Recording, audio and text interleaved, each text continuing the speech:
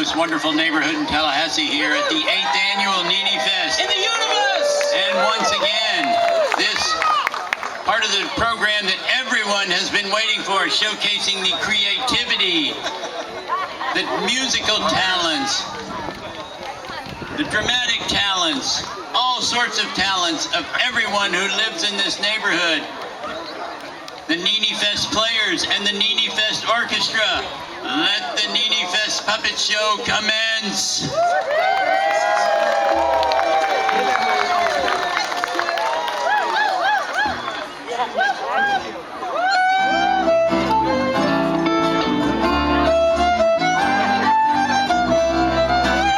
As you recall, last year an evil villain tricked Nene-landers and spread garbage all over the neighborhood. Luckily, our strong and smart, resilient Nene child battled and befriended dragons and Ms. Mossy, scared off the bad guy, and rescued our neighborhood legend, the magnificent Nene. Since then, things have been going swimmingly, at least offline. They welcome newcomers, protected pedestrians, and appreciated and debated the merits of native and invasive mammals. They kept the booming and the buzzing at appropriate levels and weren't afraid to ask for help when they needed it. And they wrote and distributed our neighborhood newsletter, The Optimist, where they shared their perspectives. They didn't always see things the same way, but as long as no one was getting hurt, they liked it that way. No one wanted to be stuck within the confines of a totalitarian discourse. It's a beautiful day in this neighborhood, a beautiful day for a neighbor. Would you be mine? Could you be mine? It's a neighborly day in this beauty wood, a neighborly day for beauty. Would you be mine? Could you be mine? I have always wanted to have a neighbor just like you. I always wanted to live in a neighborhood with you. So let's make the most of this beautiful day. Since we're together, we might as well say, would you be mine? Could you be mine? Won't you be my neighbor? As all the Nene-landers go back to work or to their special places, the Nene is left alone and wonders what kind of job would she be good at. Maybe a teacher, maybe a soccer player, maybe a writer. Then she has a great idea. She decides to write a story for the neighborhood newsletter about people in the neighborhood doing great things. She likes the idea of interviewing the beekeepers, the gardeners, and the volunteers who keep invasive plants out of our greenway, otherwise known as the coral ardesia slayers. She decides to start with the coral ardesia slayers. Wait, those coral ardesia slayers are starting to act a little bit odd and wielding those machetes in a menacing way. Uh-oh, what's going on here? Yikes! They are acting crazy. Oh no! Maybe they're having an allergic reaction to unethically harvested corporate food. Or maybe they've been infected by a feline parasite that reconfigured their brain's neural pathways and exerted mind control. Then she realized that one group of slayers wanted to pull the coral ardesia, and while another group wanted to pluck the berries, and no one could agree on what to do.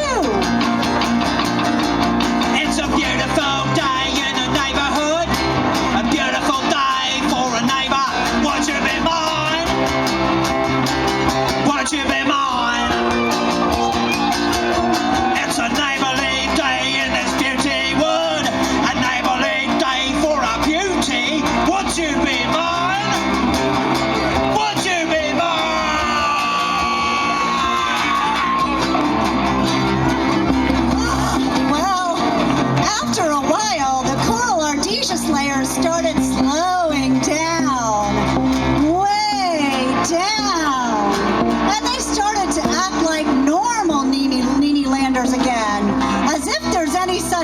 as a normal Nene lander. Anyhow, the Slayers all started marching back to the greenway so they could pick the berries and dig up the roots of invasive plants so that we could all enjoy nature.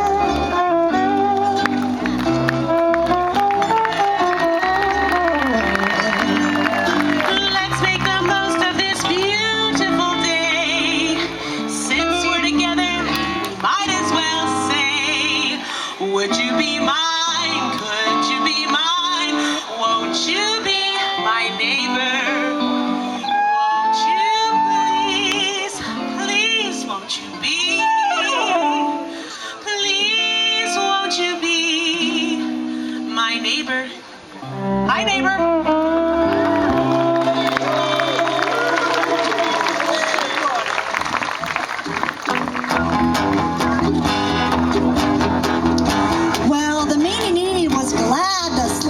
Changed back to acting normal, but worried if she was cut out to be a reporter for The Optimist. But she was not ready to give up yet. She heard there were some beekeepers in the neighborhood and decided to go interview them next. On her way, she passed Ben on Chinnapakan, Chuck biking to school on Chopsaka, and a chicken on Julie.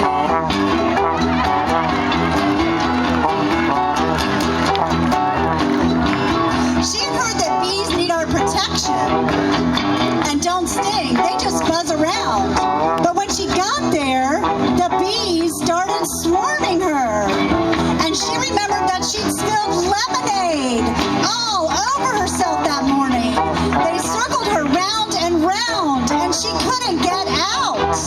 Oh, my little honeybee, I'm so glad you stung me. You got into my weakness, now you got your sweetness all up in my hair. Honeybee, I swear, we make quite a pair. Oh, my little honeybee.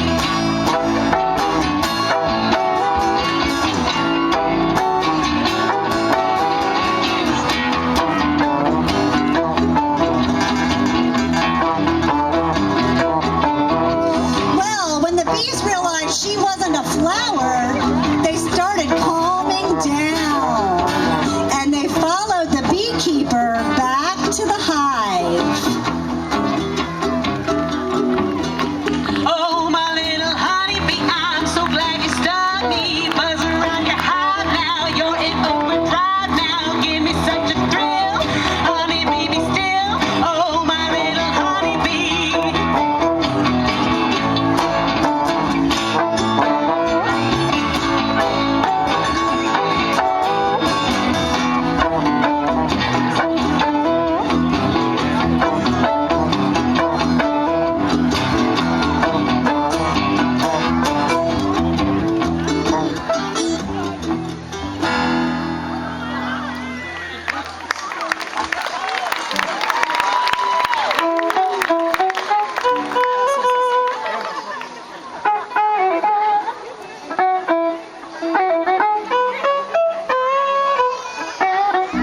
The meanie Nene was glad they went home with the beekeeper, but now she was even more worried that being a reporter for The Optimist was too hard.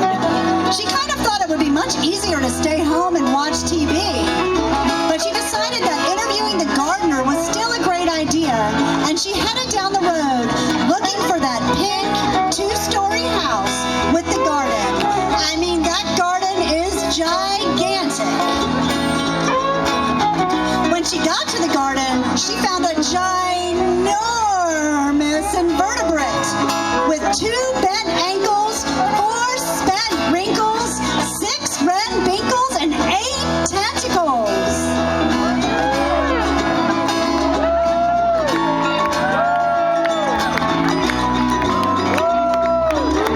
I like to be under the sea at an octopus's garden in the shade. He let us in, knows where we've been, in his octopus's garden in the shade.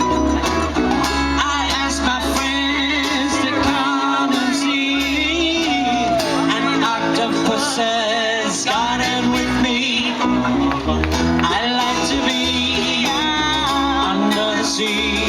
and an octopus's garden and the shade. We would be warm below the storm, and I looked to hide away beneath the waves, resting our head on the seabed in an octopus's garden near the shade. We would sing and dance around because we know we can't be found. I'd like to be under the sea in an octopus's garden in the shade. When an octopus's garden in the shade. In an octopus's garden in the shade. Although at first the Nene was frightened, she thought it was amazing. She thought to herself, no wonder this garden is so bountiful. With 8 arms, this gardener can plant, weed, water, dig, and eat simultaneously. The gardener says that he doesn't do all the work. Sometimes the bees help pollinate the plants in the garden. She says goodbye to the octopus and walks on. Because we know in every goal in an octopus's garden in the shade. In an octopus's garden in the shade.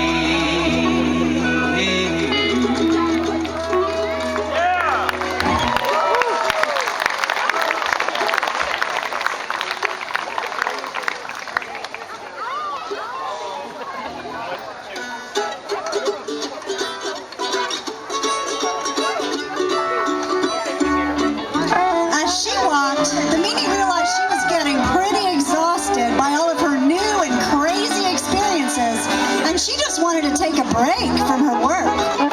She thought about maybe a Nene Flicks binge of Loquat is the New Orange, but decided instead to go fishing because she heard that's what people like to do when they want to relax. So she grabbed her fishing pole and headed toward the creek. But before she even got there, out walks a huge catfish from the creek, and it was coming at her. Oh no, maybe she is the bait, but not if she can help it. And then the Nene goes after the fish and tries to hook it. Well, I walked down the hill about 12 o'clock, sat right down on a great big rock, and the water blessed my soul, see the great big catfish jump in the hole. I'm a going fishing, 'cause everybody's fishing. I'm a going fishing. You bet you're alive, that you're loving, why gonna catch no fish for you? Any fish will bite if you got good bait. Here's a little something I'd like to relate. Time to bite on the fish for away. I'm a going fishing, 'cause everybody's fishing. I'm a going fishing. Well, the Nene thought she was done for sure. Her life flashed before her eyes, and she didn't want to end up as fish food. But the fish didn't bite. Instead, it spoke. What did it say? Just because you were trying to eat me doesn't mean that I was trying to eat you. I'm a vegetarian anyhow. I'll meet you halfway. If you don't try to catch me, then I'll agree to the humane practice of catch and release.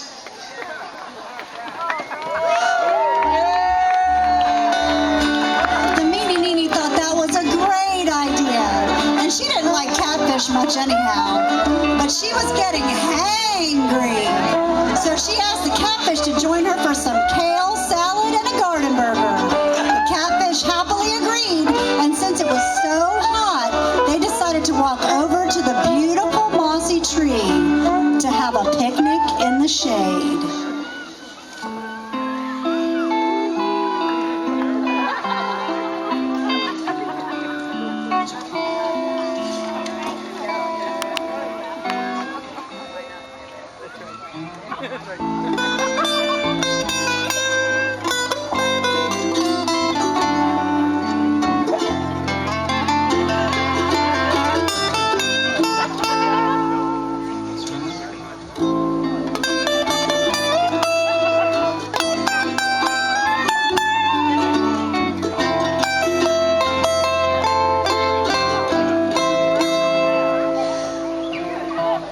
what they didn't realize was that Nene Mossy heard them, and she started walking over to them.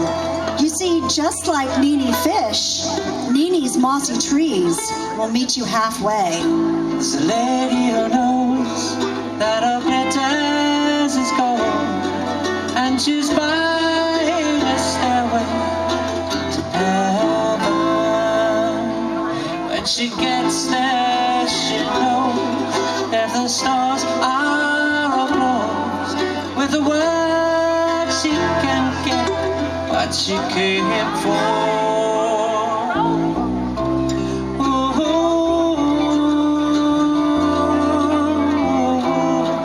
She's buying a stairway to Southwood. When the Nene, Nene, and Fish sit down, Miss Mossy starts to talk to them. And as she does, all the other Nene Landers are magically drawn to her and start walking out to sit down as well. Everyone wants to hear what she has to say.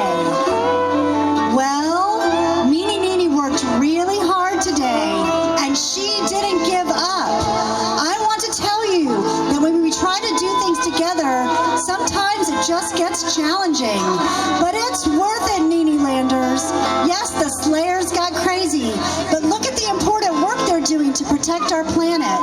Yes, the bees got confused, but they went home to make us our delicious Nene honey. And our octopus gardener grew the kale for that delicious salad.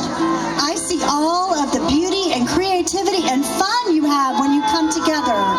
Don't ever let a few potholes in the road get in your way for long.